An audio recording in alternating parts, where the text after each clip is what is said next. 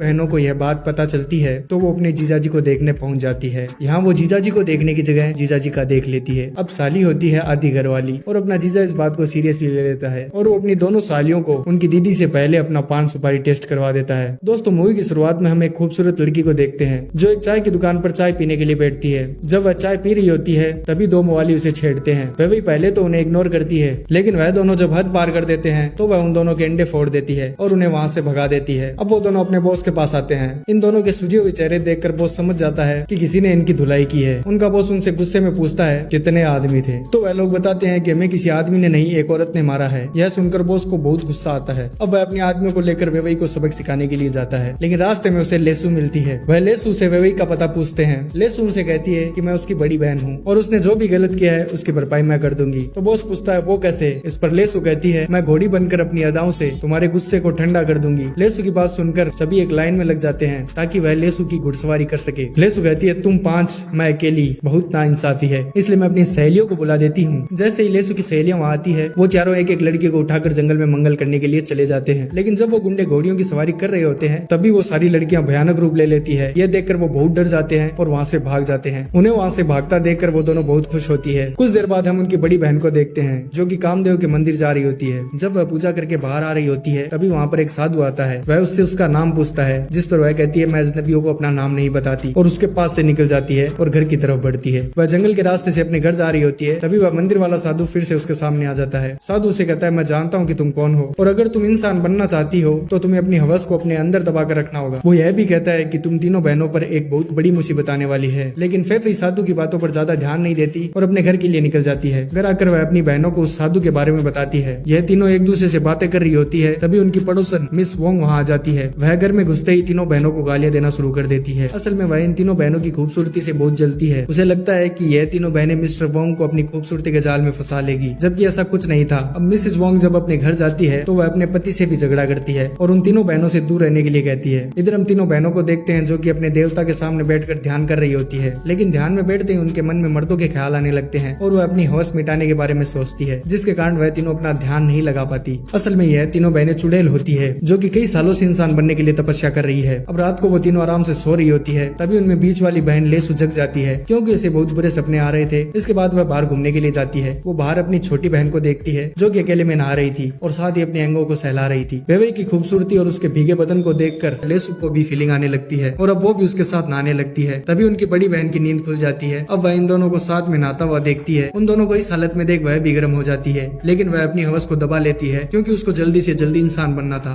अब अगले दिन फेफई कामदेव की पूजा करने के लिए जा रही थी तभी रास्ते में उसे कुछ गुंडे दिखाई देते हैं जो एक लड़के का पीछा कर रहे थे। अब फेफई वहाँ जाकर उन गुंडों को अपनी शक्ति से मारती है और उस लड़के को बचा लेती है। उस लड़के का नाम जॉनी होता है। उन गुंडों से बचकर भागते हुए वो जख्मी हो जाता है, इसलिए वह उसे उसके घर तक छोड़ने के लिए जाती है। यहाँ वो देखती है कि जॉनी का घर काफी बिखरा हुआ है। तो जब जॉनी फ्रेश होने के लिए जाता है तभी फेफी जादू का इस्तेमाल करती है और सारे सामान को अपनी जगह पर रख देती है। अब जॉनी बाहर आता है तो वह अपने घर को सजा हुआ पाता है। यह देख वो उसे थैंक यू बोलता है। इस पर फेफी उससे कहती है कि आज से मैं तुम्हारे घर आया करूंगी और तुम्हारा सारा काम कर दूंगी। जॉनी कहता है मेरे पास इतने पैसे नहीं है कि मैं तुम्हें काम पर रख सकूं। अब फेफी उसे समझाती है कि मैं बस तुम्हारी मदद करना चाहती हूँ, मुझे पैसों की जरूरत नहीं है। फेफी अब जॉनी को पसंद करने लगी थी इसलिए वो उसके सारे काम करना चाहती थी। इधर ये दोनों बहनें अपनी बड़ी बहन का वेट कर रही थी क्योंकि वह सुबह से घर पर नहीं थी। थोड़ी देर में फेफी घर आ जाती है लेकिन वह अपनी बहनों को जॉनी के बारे में कुछ नहीं बताती। अब अगले दिन फेफी बहुत तैयार होकर बाहर जाती है। यह देख उसकी छोटी बहन को उस पर शक होता है इसलिए वह उसका पीछा करती है। वह देखती है कि उसकी बड़ी बहन एक झोंपड़ी के अंदर गई है लेकिन कुछ देर बाद वो उस घर से निकलकर बाहर आती है। अब फेफी के वहाँ से जाते ही वो उस घर के अंदर जाती है ताकि वह जान सके कि उसकी बड़ी बहन वहाँ क्यों आई थी। अब घर में कोई नहीं होता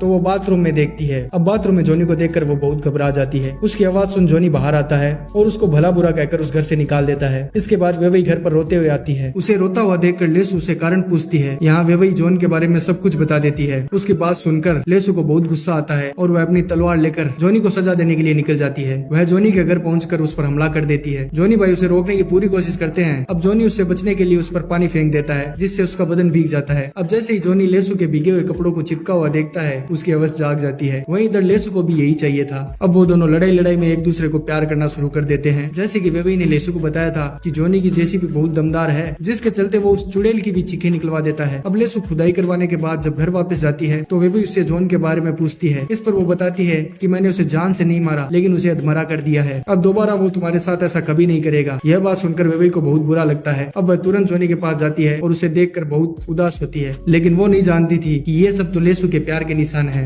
वेवी को यहाँ बहुत बुरा लग रहा था। वह अपनी गलती की भरपाई करने के लिए जॉनी को अपना शरीर सौंप देती है। वेवी की खूबसूरती को देखकर जॉनी का जहरीला नाक फिर से उठ जाता है और फिर उसके साथ भी भयंकर गपागप करता है। अब वेवी भी अच्छे से ठुकाई करवाकर चली जाती है। अब थोड़ी देर बाद उनकी बड़ी बहन फेफई वहाँ आती है। वह बिस्तर को बिखरा हुआ देख उसे ठीक करने लगती है। तभी वहाँ उसे एक हेयर पिन मिलता है। फेफई के पूछने पर जॉनी उससे कहता है कि मैं ये तुम्हारे लिए लेकर आया था। इस पर वो कहती है तुम मुझसे झूठ बोल रहे हो, यह मेरी बहन का हेयर पिन है। तब जॉनी उसे सारी सच्चाई बता देता है और उससे माफी मांगता है। तो फेफई कहती है मैं तुम्हें एक शर्त पर माफ कर सकती हूँ कि तुम्हें मेरे साथ उनसे भी जोरदार गपागप करना होगा। इतना कहकर वह अपने कपड़े उतार देती है। इसके बाद जॉनी उसके साथ भी मैच खेलता है। अगले सीन में तीनों बहनें एक साथ तो बैठी होती है पर एक दूसरे से कोई बात नहीं कर रही थी। अपनी बहनों को नजरें चुराता देखकर फेफई उनसे पूछती है कि तुम लोगों को क्या हुआ है, तुम दोनों इतना अजीब बर्ताव क्यों कर रही हो। जिस पर वह दोनों उसे सारी सच्चाई बता देती है। यह सब सुनने के बाद वो भी उन्हें अपना सारा सच बता देती है कि उसने भी जॉनी के साथ जिस्मानी खेल खेला है। यह तीनों बातें कर रही होती है, तभी वहाँ जॉनी आ जाता है। उसे वहाँ देखकर वह तीनों बहनें बहुत खुश होती है और उसके गले लग जाती है। इसके बाद वह चारों एक साथ बहुत मस्ती करते हैं। कभी कभी तो जॉनी एक साथ तीनों की खुदाई करता था।